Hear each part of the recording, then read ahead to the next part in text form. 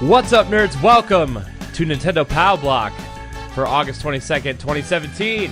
I'm one of your hosts, Corey Dirrig, and alongside me, as always, that chocolatey retro code, Edward Varnell. Hey everybody, it's Nintendo Pow Block. Yes, I'm hyped for it. Definitely with the dude. I couldn't wait till today because what you showed me yesterday and what I seen today. We'll talk about it in news. Yeah, but hype. Oh my gosh, yeah. Like yesterday, a little behind the scenes for you guys. We recorded Wednesday's Arsenal X on Sunday. And while we were discussing Xbox stuff, I was scrolling through my Facebook feed in this article, which we'll talk about in news later. It's something we talked about earlier this year, but there's more evidence and more news about this specific project. And Ed and I were just like freaking out during Arsenal X, and we were like, if you watch the video, you can see our faces, but we're like not talking about it because we're reading it in a separate window. And it's just like, it's some of the most exciting news. It's exciting for Nintendo and Switch fans and Xenoblade fans. So we'll just leave it at that right now. But man, Ed, this is good. This is it's only Monday, and it's been a really busy week so far. Exactly. Man, I'm trying to fit game time in, and then I'm trying to get all of our other shows scheduled out and figured out and everything, and making sure everybody has what they need for, because I'm leaving on Sunday for vacation, and I'm trying to make sure everybody has what they need to do stuff without me. And man, it's Monday. So exactly. Oh man, Ed, how's your week going so far? Well, everybody, I have just gotten back in town. If you hear World War One podcast, we were doing it live that way. I was out of town with Larry Giver, so I really didn't get time to game or anything. But I spent a lot of time on my 3DS and love that system on the go. I think if I would have had Switch with the time that I was waiting for my train, I think my Switch would have ran out of power. But my 3DS lasted me way longer than a Switch would. So like I said, Dragon Quest 8, I've been playing that. You guys been hearing more about that during past shows. But I started up Project X Zone 2. And it's a lot of reading.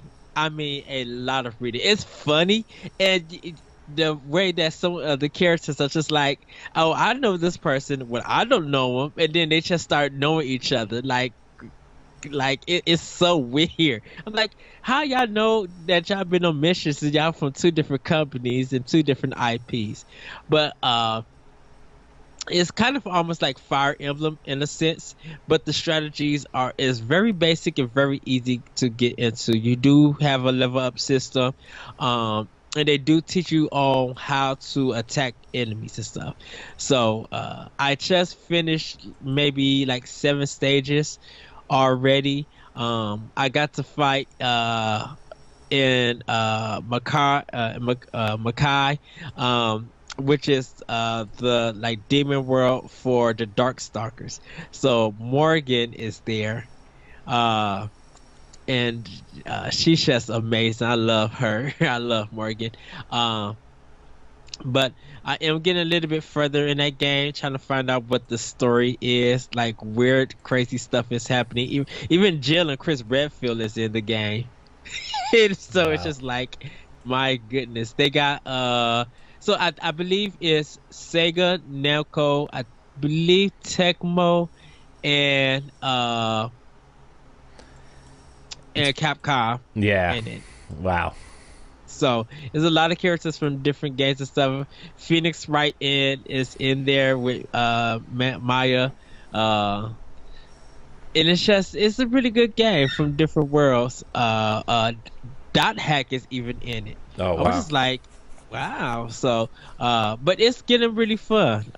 Really digging that game. I'm going to be trying to balance that also with Dragon Quest 8. But other systems, Uncharted, Gears of War 4, DMC, Devil May Cry, Probably gonna hop into Titanfall 2. I know they got a new mode. So I do want to try that out. And Gears of War, I want to go back to. But Corey has gotten me into Horizon, and I'm ready to pop that game back in and finish it. So, I know he's been trying to get platinum, get the trophies and stuff. And whilst I support you, go get those trophies. Yes. But I'm ready to finish the game. Kind of want to do the new story mode for it, and then when I finish Horizon, I'll be jumping back into Final Fantasy 12 HD. But I'm getting ready for Paper Mario Color Splash and Tokyo Mirage Session, and Star Fox Zero. I'm ready to get back into my Wii U and like really finish some Nintendo games. Yeah, Nintendo games. Yeah, I mean, like you said, I've been playing Horizon kind of nonstop the last, I don't know, 2 or 3 weeks. I'm trying really hard to just, I want to do everything in that game because I think we're going to do a special Nerds Gone Platinum Pow Block crossover to discuss Zelda versus Horizon and kind of talk about what both games can learn from each other and how like each game can learn from each other and evolve in a way that would benefit everyone. Because I think Zelda could learn some things from Horizon, but I think Horizon could take some elements from Zelda as well and like really nail down, like, the cauldrons are cool ideas. Like Yes. I think they're trying to be dungeons for Zelda, but they're really just kind of linear paths that don't have any like puzzle elements or anything to them. It's just a lot of walking up to things, hitting switches to open a door, and then kill the enemies behind the door, which is fine. But like in the next game, like if they could make a cauldron with Zelda style puzzles in it, and like really really double down on the Zelda aspect of Horizon, like that game could be really different and in a better way if they added puzzles to those cauldrons. Yeah. I mean, it's cool that they're a different aesthetic than the open world because you're going into this technological minefield instead of this abandoned wasteland of Earth. You're actually in like a building and stuff, which is cool. But to change it up more, I think they could really take some aspects of what makes Zelda great and apply them to the cauldrons, because I think the cauldrons are some of the most interesting parts of that game in terms of the storytelling, but in terms of just like navigating through it, it's just like it's okay. But they don't have many of them in. No, there's only like 6 or 7 of them, I think. Yeah. But they are nowhere near as long as like old school Zelda dungeons. I would almost say they're not even as long as the Divine Beasts in Breath of the Wild. They're pretty small spaces that you navigate. I mean, they're large spaces, but it's really linear, and you can get through them in about 15 minutes, and it's not a Zelda dungeon by any stretch. But like it's a cool idea. I just hope that like the next game they evolve, because you got to remember, this is Guerrilla's first real chance at making something other than Killzone, and they nailed it for the most part. It's a good game. Like, it's a great game, but definitely agree. At the same time, like, if they can make Aloy control a little bit better, lose the stupid resource system, and fix the drop rate, because the thing about it is that you need some resources to buy certain equipment. Yeah, I think that the resource gathering is kind of essential to that game, but they need to make it a little bit easier to get those resources, because I find myself trying to sell stuff all the time and like trying to find the resources that I need, and I'm buying them instead of finding them in the open world. And it's not like I'm fast traveling from campfire to campfire. I'm traveling through the world I'm going out of my way to kill the robots to get these resources, and I'm not getting the ones that I need, and it's kind of frustrating at points. And yeah, that fast travel needs to be fixed too. You gotta buy a piece, you gotta buy something to do fast travel. I'm like, that sucks. I'm like, well, you get an infinite one later that I think they patched in afterwards, like it's just an infinite travel one, and I think that they're going to address that in the second game. If they don't, that would be a huge oversight because they already patched in a step to, take that away. That you can buy a infinite fast travel thing for like, I don't know, 1,000 metal shards. But yeah, I do agree. I think it was a little bit ridiculous that you limited your fast travel by having to purchase these fast travel packs, and it's like, right. That's kind of obnoxious. But I mean, they did patch that in, and then I ended up, the first thing I did was buy the infinite fast travel pack. One. Yeah. Then I gotta try to buy one. I know for me, what I really liked about it was taking over the towers and then the villagers come in. I like kind of that stealth in hunting. So when they used to come into the grass, I would just be able to kill them easy or just headshot them real quick. And I think there's one mission, one of them, I did everything with them not even seeing me, just like killing them stealthily. I could see. I can't wait for Horizon 2, and I think that's going to probably be within 3 years that they'll announce it. Yeah, I think I honestly think it actually might be a PS4 or a PS5 launch title if they do end up making another console. Like, I think that's going to be a game that they launch with the system to try to sell it. I think it's too late in the life cycle right now to get another one unless they get it out in 2 years, which I doubt because I think, they God of War is too similar of a game, like visually right now. It's too similar of a game. Days Gone, they want to push, and it looks to be similar-ish, open world action RPG style thing. And then you got Death Stranding coming. You have, I think Sony has too many options on its plate to push a sequel for Horizon in the next few years. So I see Horizon 2 really being a launch title for their next console. Then, in the meantime, I think give Guerrilla Games the order. I think give them the sequel to do it. To fill in. I think to fill in like the when the life cycle of the PlayStation 4 is about to end. I say, it is kind of like take the problems and fix it and then release it so that when PlayStation 5 come out, they'll have Horizon 2 ready to go. Because I know that, PlayStation 5 is too far ahead for them to be working on part 2 to have that ready for a launch title. Yeah. But anyways, Horizon is, if you own a PS4, I think Horizon is one of maybe 3 must-have exclusives for PS4 right now. I think it's that good. I think it's the game to sell PS4 right now. Yes. It is Sony's flagship game. I'm sorry. Like in my mind, Horizon is Sony's flagship game.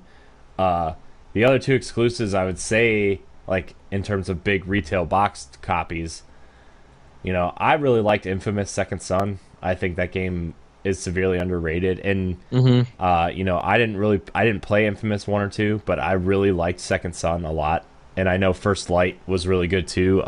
And I think that's just a $20 expansion. Yeah.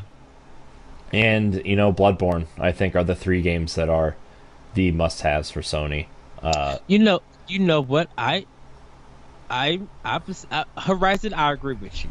I still think Uncharted 4 and I still think The Last Guardian are the 3 games on the PlayStation 4. I don't think Bloodborne is. See, if somebody's gonna say like, yeah, I still can't back Uncharted 4 as like something that I would recommend to somebody. If you're gonna get a game like that, I would say Rise of the Tomb Raider at this point. Well, yeah, but Uncharted 4 graphically looks more impressive than Horizon. Horizon looks good, but Horizon doesn't do enough with its color palette. Yeah. You know, you have the oranges, but you have orange in that earth tone, and the only other color that you're gonna have is maybe night, which looks Yeah, fine. I But do but agree with you. It kind of gives unless you're in like one of the cauldrons which have that yeah, blue black aesthetic, like it kind of had. Remember how everybody was complaining when Gears 1 and 2 came out that color palette was too brown and too dark uh-huh, and didn't have yeah, enough vibrant colors.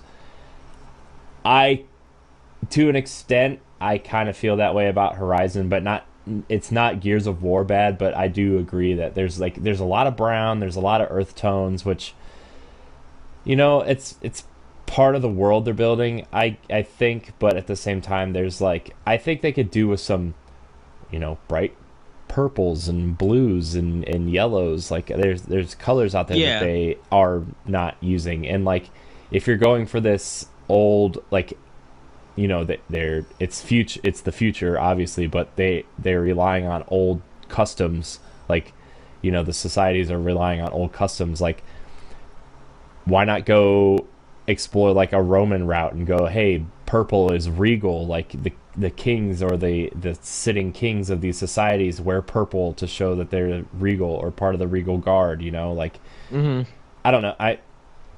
I agree with you that the aesthetic, I hope they use some new colors and stuff, but yeah. I mean, I would say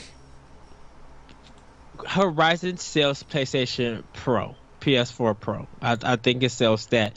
Uncharted does more than Bloodborne, and also with its color palette and some scenes and stuff. So that's why I mean I have to give it to Naughty Dog for the background, that environment, that it looks beautiful. It really does, and it doesn't stutter or anything. I think Bloodborne just looks dead and dated.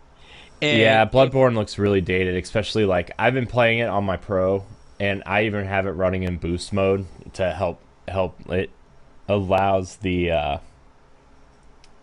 frame rate to catch up, but like Mhm. even then, like you look at it and like that game is definitely an early PS4 game. It is dated. Like Mm. I mean, I mean, it's not their fault. It's just an older game that didn't take a lot of advantage of the hardware. They were making the game they were trying to make, and that's cool. But like, you can definitely see the way Sony's first party studios use the system and the way like second and third parties use it. Like Uncharted is super impressive, and I'm excited because Lost Legacy comes out tomorrow, and I'm actually really excited. Giant Bomb wrote a review, and they were showing it off and talking about it and stuff. And actually, this is the first Uncharted game I'm excited for since 2. To be honest with Yeah. you, I think it's cool that they're exploring Chloe and Nadine, even though a lot of people don't like Yes. Nadine for some reason. I don't know. I didn't have no problem with I it. didn't have a problem with her, but people are like hate Nadine. I'm like, why? There's no issue with Nadine. She's fine. Uh, Trust but us, everybody. We're gonna get back to Nintendo. yeah, This is yeah, not Nerds Gone Platinum, but we got to talk about this because I feel like this is an interesting conversation. yeah. But in terms of This like is exclusives and stuff, like yeah. I've to get it back to exclusives for Sony, like I still think like Horizon is kind of it in terms of like 9 pluses for me in terms of Sony exclusives. Like hmm Nintendo for Switch already, for me at least, already has 3 9 pluses for me. They have It Zelda, Mario Kart 8. Yes, you could argue that those are already on Wii U and they're just ports. That's fine. Splatoon 2. Like those are the 3 9 pluses, and like Arms is like an 8 plus for me. I probably would add maybe even two more. Like that graceful explosion machine is addictive, Yeah, it is. literally addictive. And Thumper is good too. I'm like I enjoyed Thumper, but everybody's playing Sonic Mania on Switch, and yeah, you could get that on PS4. But all I'm seeing, like on my Twitter feed, Switch for Sonic Mania. So if Sega is making, and even Puyo Puyo Tetris was a must-have that people were buying on Switch. Mm-hmm. So I mean, I'm like, I bought I bought Puyo Puyo Tetris twice because I bought the physical copy, and I'm like, I'm not gonna keep switching discs or switching carts every time I want to play Tetris, so I just ended up buying it digitally too. To be honest with you, like I want it there all the time, and it's so easy to just be like, okay, I'm tapped. Like I always forget Switch has a touchscreen, but like I tap the Puyo Puyo Tetris thing, launch right in, and right there, Tetris. I touch Tetris, and I'm in Tetris. It's just like Tetris is like one of the best games of all time. It's so perfect. Puzzle games, yes. Puzzle games, I do agree. But it has competition because Puzzle Fighter, I hold over Tetris. Yeah, get that out of here. Weak. What? Weak sauce. No. You heard me. What? That sauce is weak, Ed. Get it out. No, it's not. It's the Big Mac sauce. No. Thousand Island dressing you cannot pass off as special sauce. Okay? You just say that. I don't know what it is. You know how long it's been since I've had a Big Mac? I don't know I don't even know. I don't even remember the last time I was at McDonald's, to be honest with you. Well, yeah, I did tell you to. I'm like, go stop at McDonald's and get a milkshake or something because you was leaving Brian's. Yeah. I ended up going. There's I don't know if these are around you, but people in the Ohio or Pennsylvania area will know Sheetz. No, we don't have it. It's a gas station, but inside you can go in and like they have like a touchscreen there, and you can order food and milkshakes and coffee and stuff, and it's like a convenience store. It's like a nice convenience store. It's like the Target version of convenience stores, where like, you know, it's a little bit nicer than your typical gas station, but it's still like a convenience store, you know. So is it? Because sometimes we have some in Wisconsin, but it's like for truck stops. Yeah, that's there's down south. There's like Wawa down south. But yeah, I know what you're talking about, and yeah, it's kind of like that. It's kind of like that. Okay. Yeah, you can go in, sit down. Ours by the one by where I work has a drive-through, and like the drive-through has the touch screen on it, so you don't have to talk to anybody. It's really nice. It's great. Oh, nice. Yeah, see, we don't have any truck stops, shops like that. We only have like basic kind of gas stations. We would have to go to Wisconsin to do anything like that. Yeah. So it's oh man, but yeah. Anyways, Nintendo. Woo, yes. But let's see what else. I was playing. I played Sonic Mania. Yeah. Now rounding it back to Nintendo after 20 minutes of talking about Sony exclusives and stuff. Sonic Mania is definitely a Genesis style Sonic game. It is fast. It's annoying when you're going really fast and they just throw the random enemy in front of you. Hate that.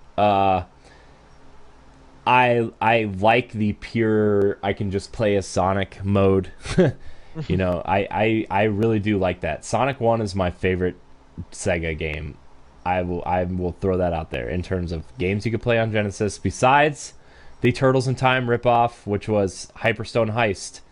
It was the same game as Turtles in Time for Super Nintendo, but there's a couple extra levels, and there's a boss rush mode, and instead of Super Shredder, it was Ultra Shredder.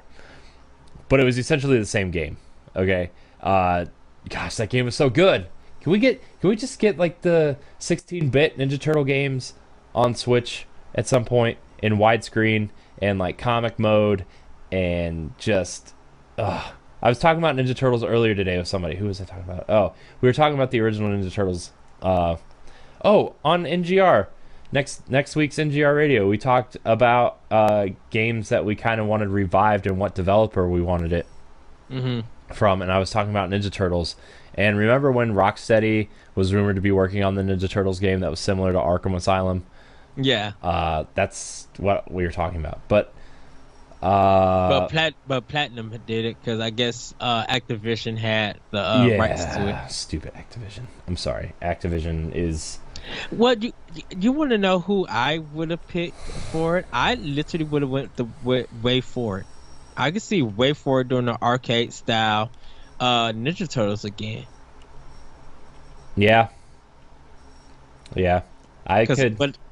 That would be cool. That would be awesome if Way Forward did like a $20 side-scrolling brawler, or even like a $30 like brawler with RPG elements where you could like pump stats into different things and like make like you could do like, I don't know. I think it would be cool if somebody took that brawler like format, made it maybe made it multiplayer, like maybe not. I don't know.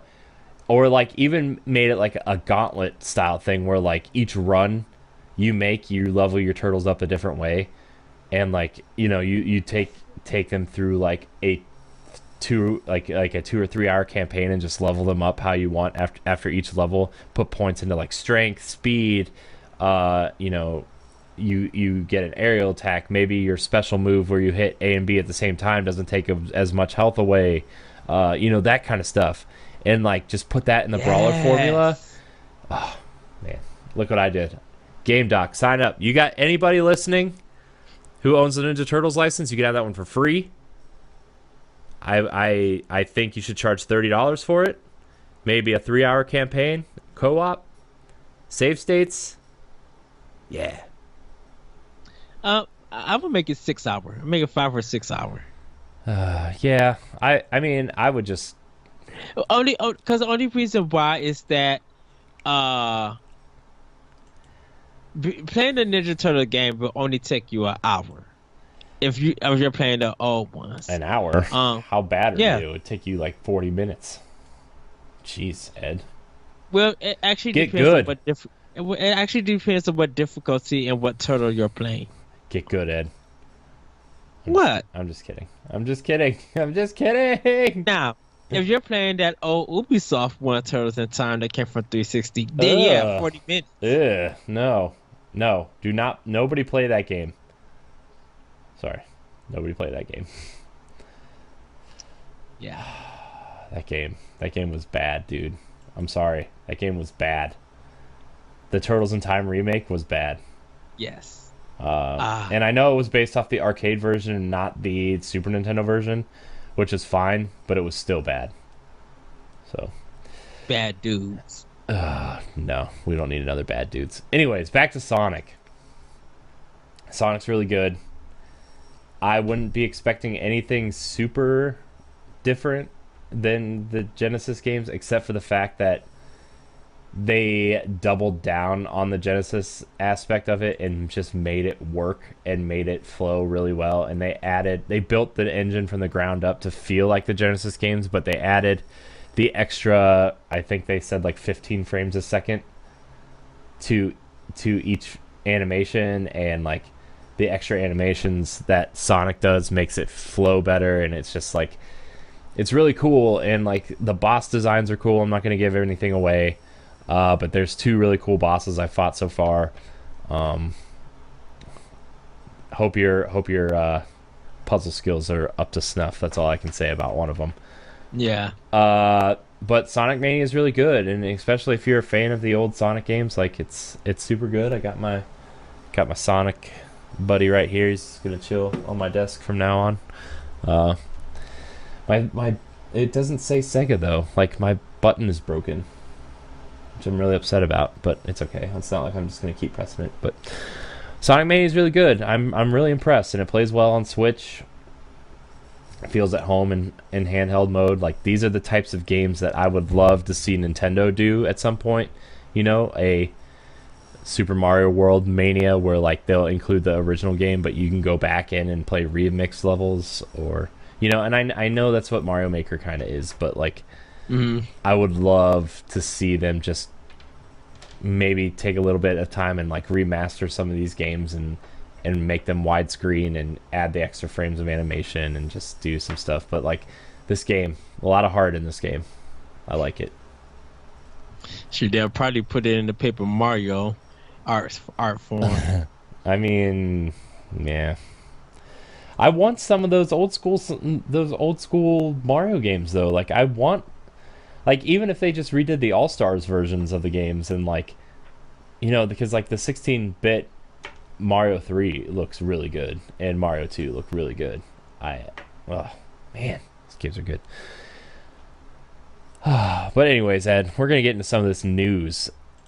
Do we want to save the biggest story first or last? Do we want to save it for last? Do we want to keep everybody guessing? Let's keep everybody guessing. Okay. So first story, Batman: The Enemy Within, Telltale series has been listed for Switch by several retailers, including Amazon, GameStop, Best Buy, and Target. The Telltale game features a story-driven Batman point-and-click graphic novel, which was released earlier this month on several platforms. The Telltale Batman games have been rumored to be running on Switch for a while now, and it's pretty clear what Batman game we'll be getting. It's already on PS4, Xbox One, PC, iPhone, Android, and this one is listed for an October 17th release date, which is also the same date as Axiom Verge, by the way, for you Switch owners. Nice. So pretty solid, pretty solid. I've been telling you, Ed. I'm like, there's two games I would love to play on Switch, and one was this, and one was Guardians of the Galaxy. I think those I would like to play those on Switch, and we're getting it, and we're getting this one. I'm a little sad we're not getting the first one though, just because like the story is a continuation of the first season, and your stuff does carry over. So maybe there'll be like a bundle, like the Revelations bundle for Switch, which would be really cool. But anyways, yeah, Batman looks like it's coming to Switch, so I'm excited. I'm really excited. Yeah, I am too. I still need to finish that first season. Oh, the first season is good. I am waiting for two for Xbox One. I'm waiting for all the episodes to come out because that's how I want to play it. But definitely for Switch, I'll definitely have one by then, and I'll definitely will be picking up because it's going to be a great game to play on the go. Yeah, definitely, especially if you're like on an airplane and you like, you don't really want to watch the in-flight movie or whatever, and or like a train ride or something, and you need something to pass the time. Like an episode of this would be perfect. It doesn't take a lot of energy or thought. I mean, when we flew to Florida, like I played my Switch, and I would have loved to have something like this to play, even though I was still playing Zelda, and Zelda's amazing. But yes, but yeah, Batman looks like it's coming to Switch. Also coming to Switch, EA revealed that they are releasing a second game for Switch, and it's the game that I'm more interested in. Remember the what could it be? Remember the EA Originals title Fee that they announced? What, 2 years ago at this point? 2 years ago, yes. Yeah, it is coming to Switch now. From Swedish studio Zoink Games, will be released in early 2018 on Switch as well as the other platforms. This game looks way better than it did when they revealed it. Did you watch the new trailer? No, I didn't even get to see the Electronic Arts conference. This trailer was so good. Hold on, I gotta mute the audio so it doesn't come through on the podcast. But this game looks freaking adorable. The artwork looks amazing. The art direction is just it looks like if Horizon had a No Man's Sky art design. Mm-hmm. But like you get to like walk around at these different creatures and stuff. Oh my gosh, it looks so good. Anybody who's interested in an adventure game for Switch, like a real action adventure game, watch this trailer right now. I had no interest in this game before today, and now I'm watching this trailer, and it's like at the top of my list of third-party games I want on Switch. Well, I know for me, it looked very interesting at E3, but I was kind of disappointed that EA didn't really show more of it last year at E3, and like they kind of went silent. So but it looked like they probably was working on the visuals and probably expanded the game and probably getting performances of it better. Hopefully there is an interview that comes out and he tells why it took long. But yeah, I agree with you, Corey. It looks very beautiful. Yeah, it's gonna be good. I feel like it's gonna be no less than good. I think it's gonna be better than Unraveled, their first kind of foray into the EA Originals thing with Yarny. So Yes. Fee looks good. I'm excited. All right, Ed. ARMS, the Japanese ARMS Twitter page, has teased a new fighter set to join the game in probably the free update coming at the beginning of the month. They've already announced that all content and fighters are all going to be free for this game for the next year, and people have recently unearthed a leak showing that there are at least 9 unannounced fighters, and this would be one of them. One to coincide for every month for the rest of the free DLC period. So I'm pretty pumped. I think ARMS, even though it's sold well, I still feel like it's one of Nintendo's stronger new IPs in recent years.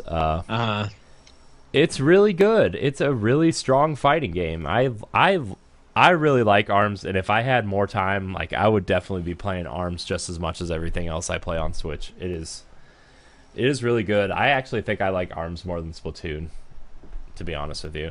Really? Even though I love Splatoon, I've played it before. It's Splatoon, right? It's you play the maps, you cover the maps, and you customize your character. And even though it's got deep customization mechanics this time around, like, there's something about ARMS, man, that's super charming and super fun.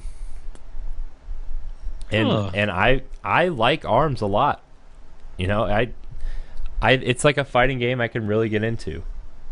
Yeah, when I tried the demo of it, I was kind of hooked. I'm like, yeah, this is a game that I definitely got to learn. It looks really good. That was really scary, Ed. The game room door just opened by itself. There's a ghost. Oh wow. There's a ghost in here. Oh no. That was really creepy, dude. It was shut like all the way. Now it's open like this far. Wow. Okay. Anyways, back to the show. If something happens, Ed. Oh no. Okay. Sorry if you just saw the video go haywire. Wow. Okay. Yeah, ARMS. I can't wait to see what this new character looks like. Maybe they'll reveal it in one of the new. I think by the time everybody sees this video or listens to this show, Nintendo will have had at least one of their live streams for probably Mario Odyssey first. I think is the first one.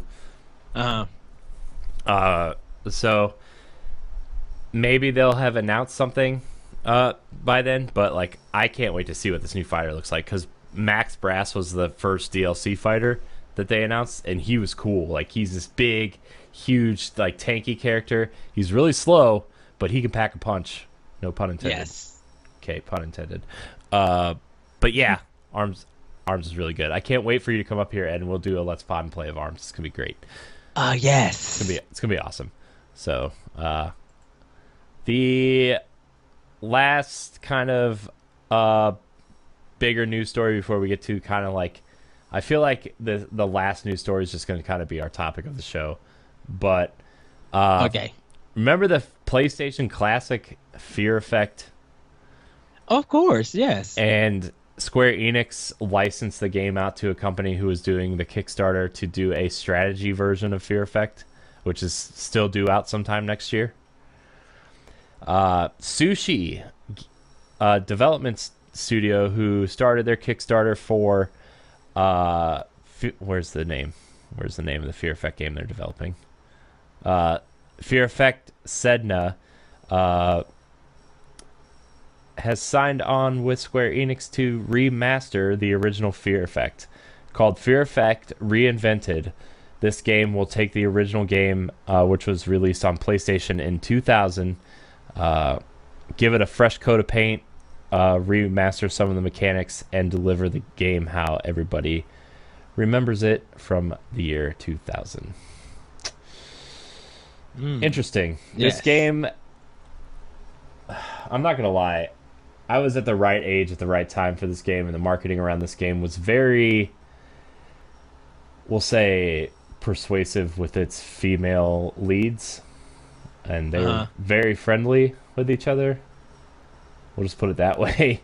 That was kind of like the whole marketing thing. I wonder if they're going to clean up that persona that this game kind of has surrounding it, and kind of like give it more, not that the game itself is going to change, but maybe push it more towards what Tomb Raider became in terms of the graphics, instead of that old school thing. The one thing that this game really introduced, though, what it was really known for, it was one of the first major titles to introduce cell shading, which wasn't really popular at the time.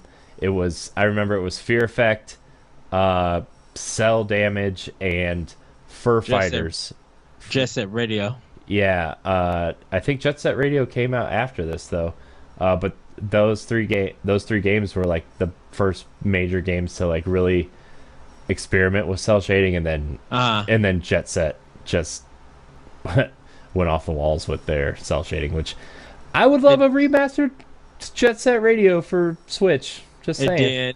Then Wind Waker snatched all the crowns. Yeah. Because people who was watching it thought that it was a cartoon. Yeah, because then Nintendo's like, oh, that's cute. We can do it right. And then they just went off and did it. So I'm not going to play Wind Waker in everybody's household. Yeah, I know, right? And Wind Waker, I mean, I'm not going to lie. I wanted that Zelda game they showed off in the tech demo at Space World or E3 that year. For GameCube? Yeah, they showed Luigi's Mansion, Metroid, and Zelda, and I'm like, and Mario 128. Remember when Mario 128 was a thing? Yes. Oh, man, I would love if they just came out and said, hey, we're making Super Mario 128, and it is a direct sequel to Mario 64, and, oh, man, that would be great. But that came out to be Mario Sunshine. Yeah. Actually, I think the tech behind Mario 128 ended up being Pikmin, because they were experimenting with lots of characters on screen at one time, and that ended up being Pikmin. So, fun fact for everybody that's listening. So that was interesting. Yes. Sorry, I am so hyped. I need to keep it going. Well, before we actually get to that, Corey, before we get to our last topic, everybody, Magic Design Studios, who are attending Gamescom, just announced Unruly Heroes. It is a 2D game enriched by combat and other surprises. And these the kind of been influenced by A Journey to the West, kind of known as the Monkey King. And this French company has team members who previously worked on Ubisoft titles such as Rayman Rabbids and Assassin's Creed. So you guys can check it out with local co-op 4 to 4 players. There's a lot of worlds to discover. The artwork is bananas. It looks so Bananas. Yes. Sorry. It looks really good. This is like literally up my radar. I love 2D beat 'em ups. I love the combat. They got one part, this dude, he hit an enemy and then grabbed it by the tail and did the Looney Tunes back and forth kind of whap. I'm like, oh yeah, this is definitely for me. And last but not least, for my little special news before we get to our main topic, Pixel Perfect, they came and talked about a game, Earth Atlantis. They say that it's about 96% done. But man, this game looks like really cool. It looks like hand-drawn black and white 2D shooter. So you guys can check that out. It was a 2017 Bit Summit winner. So you guys can check that out. These two stories are on Nintendo Life. So if you guys want to see more, go to that website, check them out, give them a good read. But Corey, what is the big news that's like got us all kind of crazy? Oh my gosh, man. Let me tell you. Okay, so if you guys remember, maybe a month ago, maybe a month and a half ago, we talked about Monolith Soft and how it had come out that they were working on a sequel to Xenoblade Chronicles X. You know, they kind of teased some things, and they were hiring for that project in terms of like an online action heavy type position. So Yes. it came out on August 20th that Xenoblade developer Monolith Soft recruiting for ambitious new project for Nintendo Switch. Xenoblade developer Monolith Soft is looking to hire a wave of new staffers as it shifts gears to a new project. On its newly refreshed website, the company says it's planning an ambitious project different from Monolith's brand image. Monolith is recruiting staff who can take on the challenge with them of releasing a title for a global market.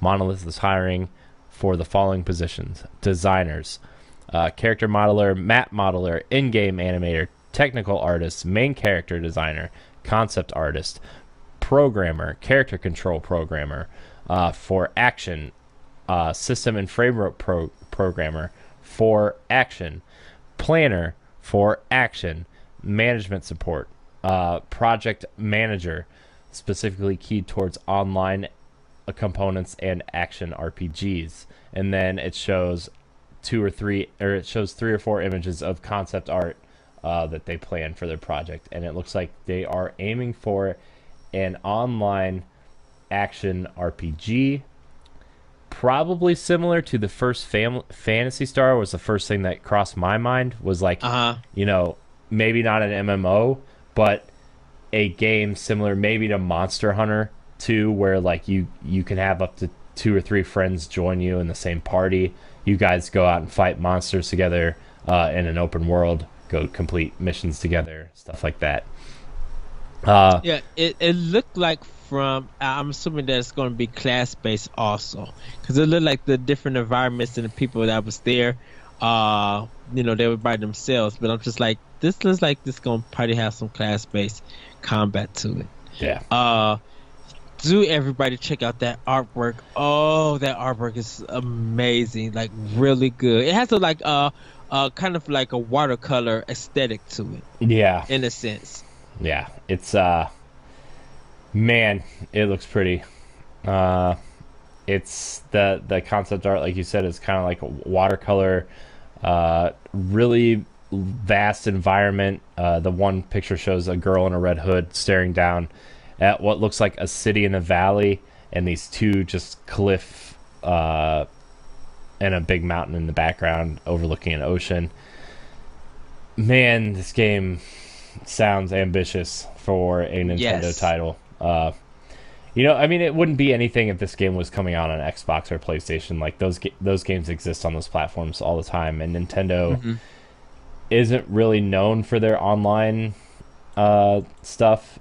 You know, in terms of like an MMO or anything. I mean, I guess Dragon Quest X exists overseas, but this is like the positions they're hiring for are very specific for an action RPG. And like there's this one where it looks like a knight in a red cape is looking up at a giant church with like this angel statue.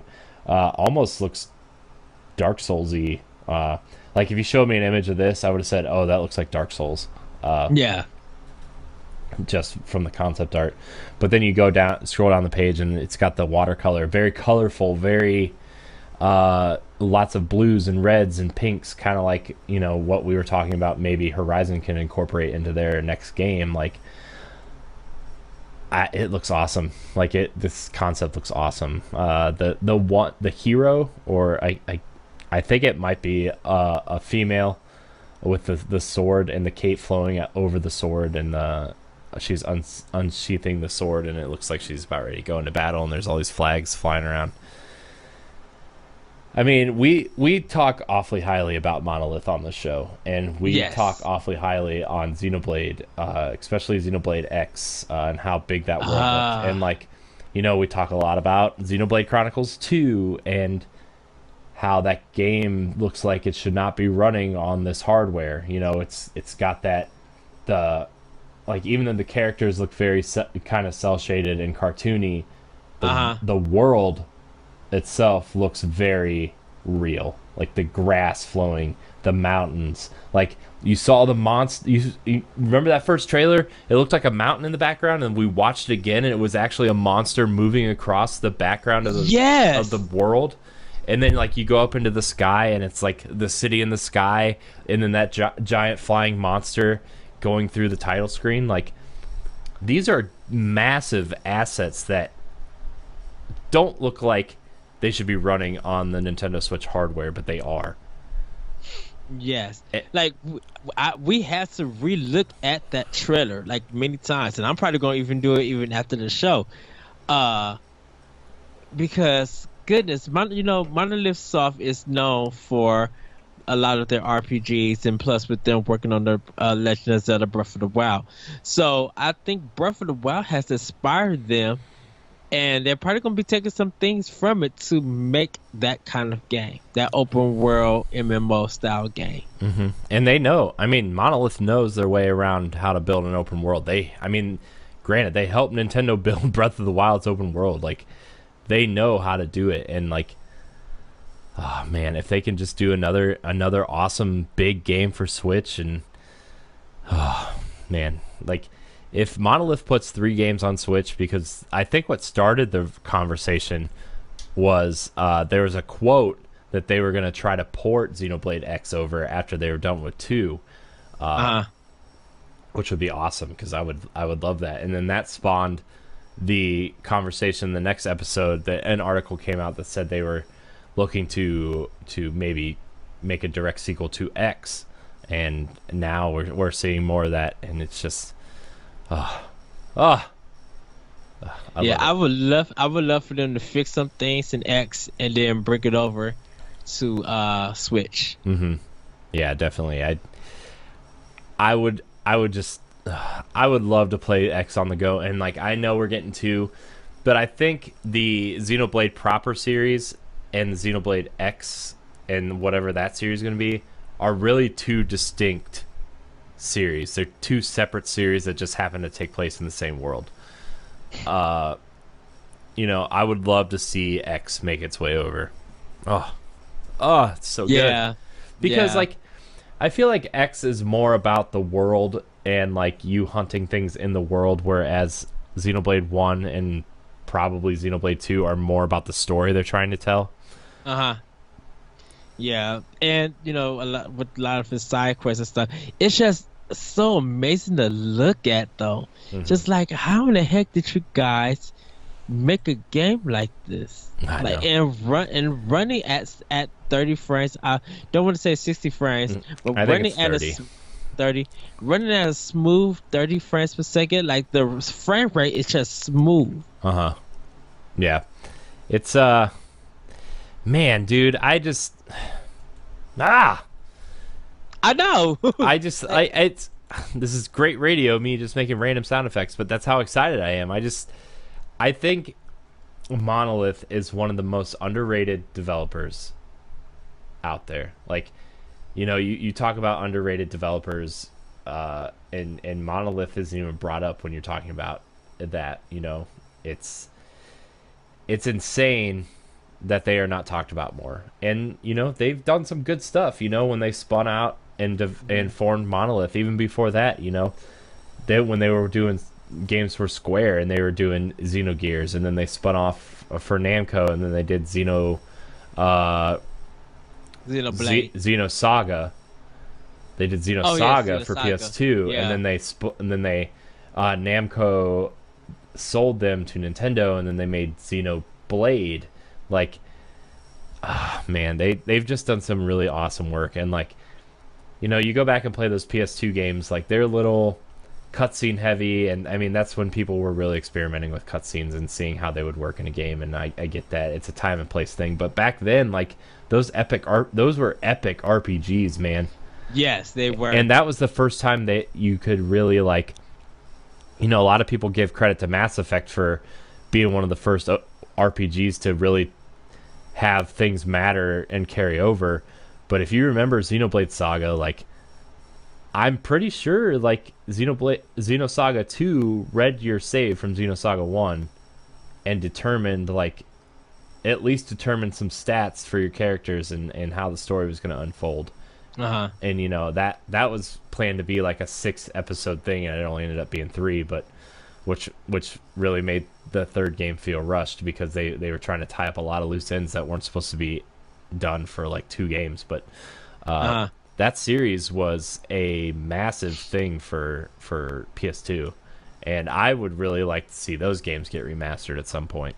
Well, I would love to see Xenogears get remastered. Like, I want to play the first one. Yeah. Well, like, Xenogears had the same problem, right? It was this big epic RPG, and there was going to be a couple sequels to that, and then they looked at the numbers and thought, well, I don't think we're going to be able to make another game in this series because Final Fantasy VII is super popular. Everybody's looking at Final Fantasy for PS1 now. And then I think Chrono Cross was coming out soon after that, which a sequel to Chrono Trigger at the time was probably really, people were really looking forward to that. And so like Xenogears, the end of Xenogears felt really rushed as well. It felt like there could have been like 40 more hours of RPG wrapped up in that last half hour. I think they ran out of time and they ran out of budget, so they had to finish it up. Yeah, which is sad. And like it really playing Xenoblade Chronicles for Wii and what I played of X, I didn't finish it because that game is just way too long. Like that is Nintendo's Skyrim right there. You can say Breath of the Wild is Nintendo's Skyrim all you want. Xenoblade X is Nintendo's Skyrim. Like you can go do whatever you want. You can go fight giant monsters 200 hours into the game and they will still whoop your butt. Like those things like it's like 25 hours before you even get your mech.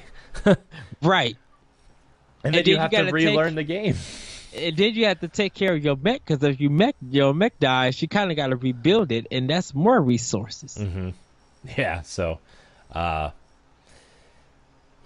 man, it's I'm really intrigued by what they're hiring for.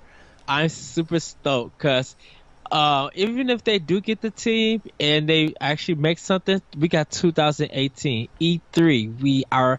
That is going to be an expectation for me. Come on, Monolith Soft. You guys don't know Nintendo Direct. Give me straight E3. Save it for E3. Yeah, definitely. And I think maybe it's going to be a while before we hear about this game. I mean, I'm assuming it's going to use the Xenoblade Chronicles X engine. Like, they already have an engine. So they could possibly pump this game out in 2 or 3 years, because they pumped Xenoblade. They're pumping Xenoblade 2 out, 2 years after Xenoblade X? 2 years or 3? 2 years. Yeah, plus they help with the development of Breath of the Wild. Like, they work fast. For especially for a Japanese company, like, they work pretty fast, and I'm excited to see. Maybe like 2 years we'll hear something, Yeah, probably. We'll probably see something hopefully next year. By that following year, we just find out some new stuff, like maybe a cage, maybe a story or a trailer. We find something about it. But yeah, I'll give it 2 or 3 years that we actually learn what the game is in the final title. Yeah. I'm excited. I can't wait to see what this game is, because they are one of the, I would say, one of Nintendo's better development studios, and man, yes. But But yeah. Anything else we want to talk about before we wrap up this episode? I mean, No. we could always talk for hours about Nintendo, but Right. this is a podcast, and we understand we don't want to take up all of your time, but We yeah. love you guys. I know we love you guys. Plus, we've got a lot to work on this weekend. We've got, man. See, with me going on vacation, Ed and I are still recording next week's Monday or Tuesday and Friday episodes, but we are recording them in advance, so we're doing double duty this week for Nintendo. Yes, so. we are. Not that I can't always talk about Nintendo, but we are working on some things. We're going to be taking your questions later this week for all listener questions, since we haven't really gotten to a question block in a while. Yes. And then we do have a Nintendo 64 episode list to make. Yeah. So, get your list together. Let's get because you know what else I want to talk about that episode too, and it'll probably be a topic that we'll talk about after we name our list of games. I want to talk about if Nintendo will have the balls to make a deal with Microsoft to get some of those rare games. Oh yes. I want to see if they will do that, or if they'll make a deal with Disney to get Rogue Squadron, or something like that. Like I want to talk about if Nintendo is willing to make the deals, even if the N64 is $100, or $120 with 4 controllers. Like I want to know if they're going to go make those deals. Disney would be easier because of that 3DS adventure, that 3DS game that came out, that Nintendo published, that Disney kind of art game. Oh, for 3DS. The art studio. That art studio, and then Art it was Academy. like Art Academy, Disney Art Academy is what it was. that one, and then there was one where you were able to go to the kingdom, the Magic Kingdom, Right. and explore all around it. Right. So, like, Nintendo got some good stuff with Disney. So that Star Wars Rogue Squadron or whatever, Yeah. that shouldn't be too hard. I wouldn't. Those. I'm more interested in the Rare Microsoft deal.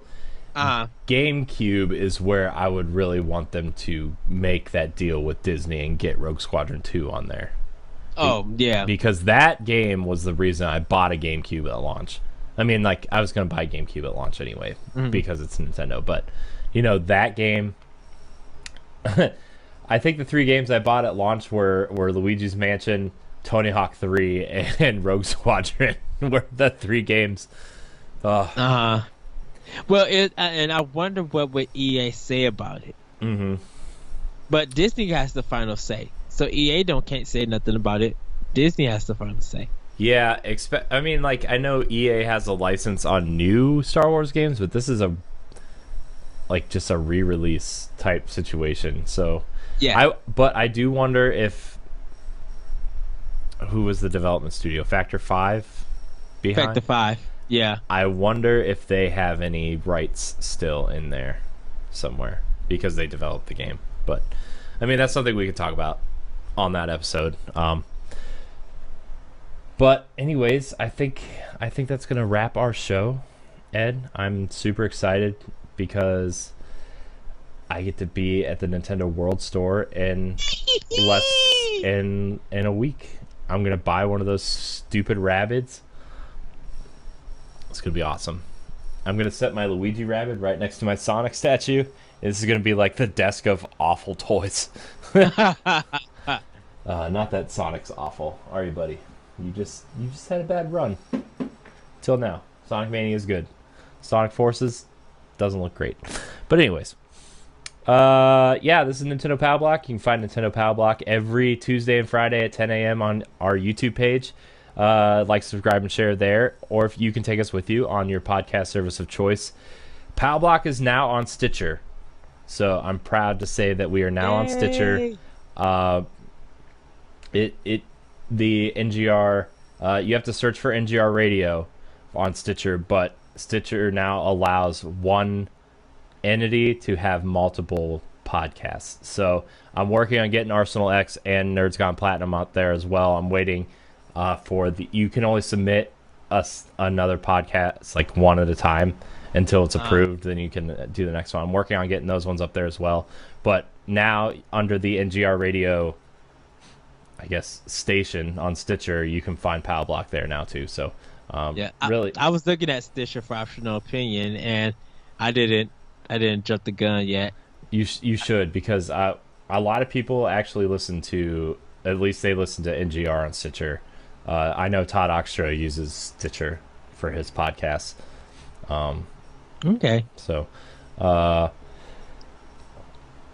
anyways, Ed, where can we find you? You guys can find me on Twitter at ThatRetroCode. You can hear my podcast, Optional Opinion, on SoundCloud, iTunes, Google Play, the Anomalous Radio Network.podbean.com, and other of your favorite podcast apps that you guys can find. Check me out on World 11 Podcast, Arsenal X, our Xbox podcast, and more of Nintendo Pow Block, our Nintendo podcast, of course, and our Let's Play pod that me and Corey do with other guests. You guys can check that out. Also, I have some writing up on, I have a new blog up on ngrradio.com, so you guys can check that out.